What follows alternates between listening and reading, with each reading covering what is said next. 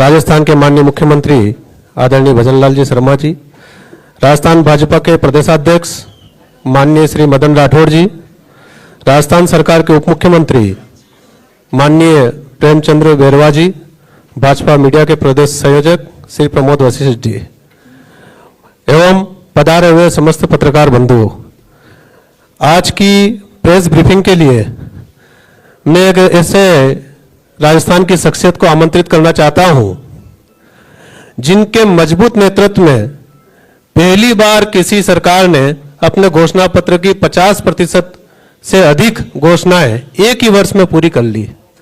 एक ऐसा मजबूत नेतृत्व जिनने राजस्थान में पहली बार किसी सरकार ने पहले वर्ष में राइजिंग राजस्थान नामक समिट कर निवेशकों द्वारा अभी तक का कीर्तिमान लगभग 35 लाख करोड़ से ज्यादा का आमंत्रित करते हुए सफलता हासिल की एवं माननीय प्रधानमंत्री जी के मार्गदर्शन एवं नेतृत्व में हमारे राजस्थान के भजनलाल जी की सरकार ने एआरसीपी की वर्षों से लटकी हुई परियोजना का शिलान्यास यह भी प्रथम वर्ष में कर दिया।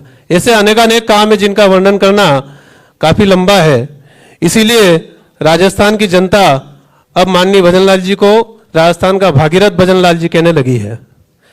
मैं बहुत ही बड़े आदर और सम्मान के साथ माननीय मुख्यमंत्री आदरणीय भजनलाल जी शर्मा जी को प्रेस ब्रीफिंग के लिए आमंत्रित करता हूं। माननीय मुख्यमंत्री जी।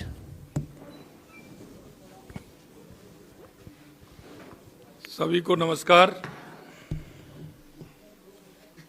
आज की इस प्रेस में माननीय हमारे प्रदेश के अध्यक्ष सम्माननीय मदन राठौड़ जी, कैबिनेट में मेरे साथी उप मुख्यमंत्री प्रेमचंद बैरवा जी, हमारे मीडिया के संयोजक भाई वशिष्ठ जी, पिंकेश जी, सभी मेरे पत्रकार भाई और बहनों,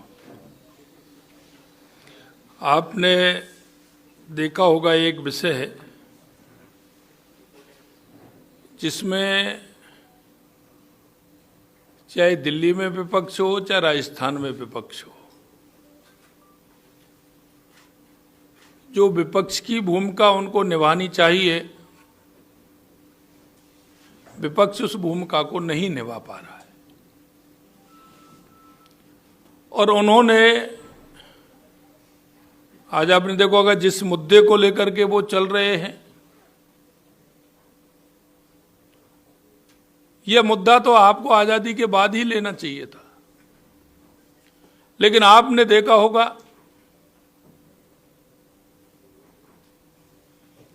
हमारे देश के पहले कानून मंत्री और जिन्होंने इस देश में संविधान निर्माण करके उस अंतिम पंक्ति में बैठे व्यक्ति को कैसे आगे लाया जा सकता है, उसके लिए उन्होंने काम किया। हम बाबा साहब भीमराव अंबेडकर जी, डॉक्टर श्यामा प्रसाद मुखर्जी जी और पंडित दीनदयाल उपाध्याय जी के अंत्योदय को लेकर के हमारी पार्टी और हमारी सरकार उसे लेकर के चलती है। और ये सारी बातें मैं आपको इसलिए कहना चाह रहा हूं कि 2014 के बाद देश के यशस्वी प्रधानमंत्री नरेंद्र मोदी जी ने गरीब कल्याण की परिभाषा बदलने का काम किया है। आपने देखा होगा बाबा साहब के विजन को लेकर के हमेशा हम पार्टी के अंदर या केंद्र में हो या किसी प्रदेश में हो, हमारी सरकारें बाबा साहब के अंत्योदय को लेकर के चलती है।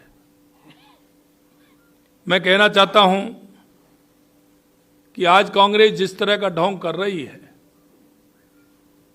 मैं कहना चाहता हूं कि कांग्रेस ने बाबा साहब को कितना अपमानित किया, उनका मजाक उड़ाया। उन्होंने कानून मंत्री पद से इस्तीफा दिया। इस्तीफा दिया नहीं, इस्तीफा लिया गया था। मैं कांग्रेस के उन लोगों से कहना चाहता हूं कि जरा वो बाबा साहब के उस इस्तीफे की कॉपी प्रेषित करें। बाबा साहब ने उसमें क्या लिखा, उनकी पीड़ा क्या थी। उनका 1952 का चुनाव कांग्रेस ने टिकट क्यों नहीं दिया, 1954 में भी नहीं दिया। बाबा साहब चुनाव लड़े तो उनका विरोध किया। देश की जनता इन सवालों का जवाब चाहती है। और आपने देखा होगा कि उन्होंने नेहरू, इंदिरा, संजय गांधी, राजीव गांधी के इस देश के अंदर कितने स्मारक, कितने उनके नाम से योजनाएं, जिन्होंने इस देश को संविधान दिया, इस देश के उत्थान की बात की। आपने उनको क्या दिया, ये जरा अपने गलेभान में झांक करके देखिए। मैं आपके माध्यम से कहना चाहता हूं, मंत्री पद से जो बाबा साहब ने इस्तीफा देने को मजबूर किया, इस्तीफे के बाद सदन में बोलने तक नहीं दिया, क्योंकि सदन सबका है, लेकिन बाबा साहब को बोलने नहीं दिया। मैं कहना चाहता हूं कि उनका जो इस्तीफा था उसको जरा बताएं। बाबा साहब अम्बेडकरी कैबिनेट में ना रहने की खुशी भी जाहिर की थी। जरा वो पत्र तो लोगों को दिखाएं जो नेहरू जी ने एडविना माउंटबेटन को पत्र लिख करके कहा था। भाई ऐसी कौन सी खुशी आपको हुई जो आपने खुशी का इजहार किया। जैसा मैंने कहा 1952 1954 में उपचुनाव में हराया।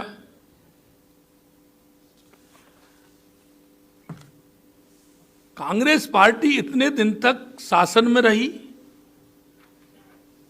बाबा साहब को भारत रत्न तक नहीं दिया। जरा उसका भी खुलासा करें। अगर भारत रत्न दिया तो हमारे पूर्व प्रधानमंत्री अटल बिहारी वाजपेयी जी इस सरकार में शामिल थे और माननीय अटल बिहारी वाजपेयी जी ने बाबा साहब को भारत रत्न दिलाने का काम किया। मैं आपसे कहना चाहता हूं, हमारे देश के यशस्वी प्रधानमंत्री नरेंद्र मोदी जी ने सरकार आई तो दिल्ली में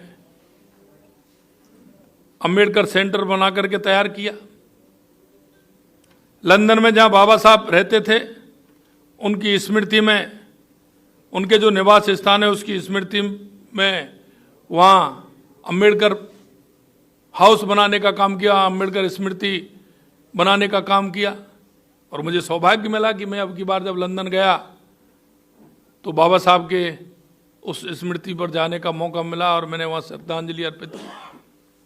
मैं आपसे कहना चाहता हूं, बाबा साहब का एक भी स्मारक कांग्रेस ने नहीं बनाया।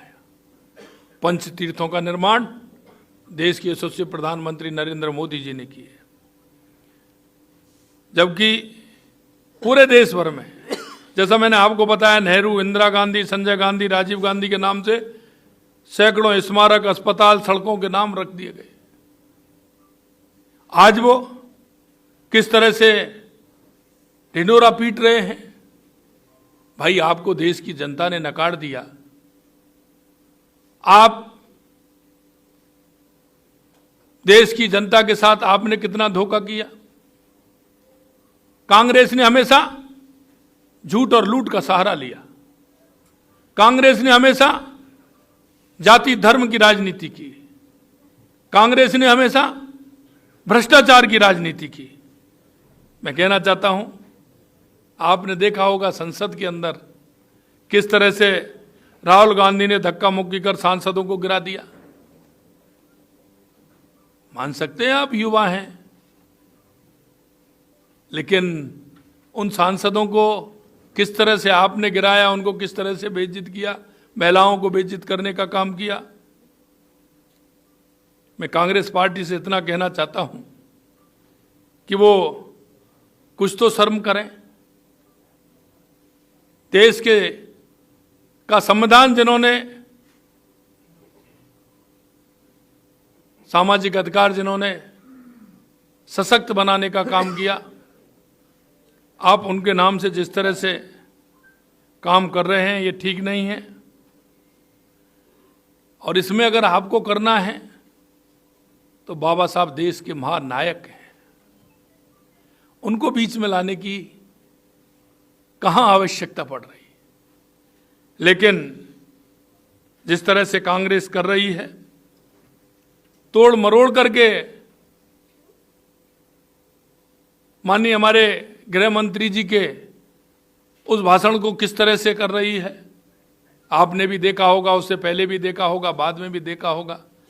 लेकिन मैं कहना चाहता हूं कि एक छोटे से अंश को प्रेरित करना ये सर्वनाक बात है। मैं इतना कहना चाहता हूं कि कांग्रेस जिस तरह से, क्योंकि उसके पास कोई मुद्दा नहीं है, कांग्रेस ने कभी देश के विकास की बात नहीं की, अंतिम पंक्ति में खड़े व्यक्ति की बात नहीं की। कांग्रेस हमेशा बात करती है तो जैसा मैंने कहा, झूठ और लूट और भ्रष्टाचार की बात करती है। और एक इनकी आदत में आ गया है, कांग्रेस बिना सत्ता के नहीं रह सकती, सत्ता लोलुप है। एन केन प्रकार वो सत्ता को काबिज भी रहना चाहती है और सत्ता के बिना नहीं रह सकती। उसका अंदर का बड़ा दर्द है, क्योंकि उन्होंने जिस तरह से सत्ता का दुरुपयोग किया है, देश की जनता ने उसका जवाब उनको दिया है। और मैं कहना चाहता हूं, देश की जनता ये सारा कुछ देख रही है।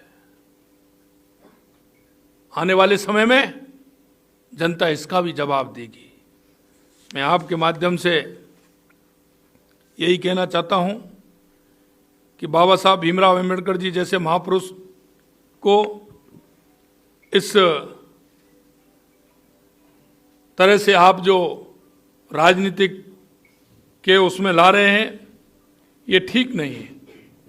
बाबा साहब हमारे सर्वोच्च हैं, वो हमारे नायक हैं, कहूं तो महानायक हैं।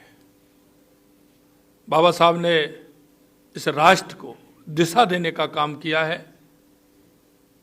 हमारे सामाजिक का जिस तरह से उन्होंने हर व्यक्ति को आगे लाने का काम किया है, निश्चित रूप से मैं उनको नमन करता हूं। और मैं कहना चाहता हूं कि भारतीय जनता पार्टी की सरकार या केंद्र में हो या राज्य में हो, बाबा साहब के बताए हुए रास्ते पर भारतीय जनता पार्टी हमारी चल रही है। और हमेशा गरीब उत्थान, गरीब कल्याण के लिए हमारी सरकारें काम करती हैं। और आपने देखा होगा, एक साल के अंदर लगातार हमारी सरकार ने भी जो हमने कहा था उसके लिए हमारी सरकार ने काम किया है। आज के संदर्भ में मैं आप सभी से इतना ही कहना चाहता हूं। आप सभी आए, आप सभी को बहुत बहुत धन्यवाद। नमस्कार, राम राम साहब।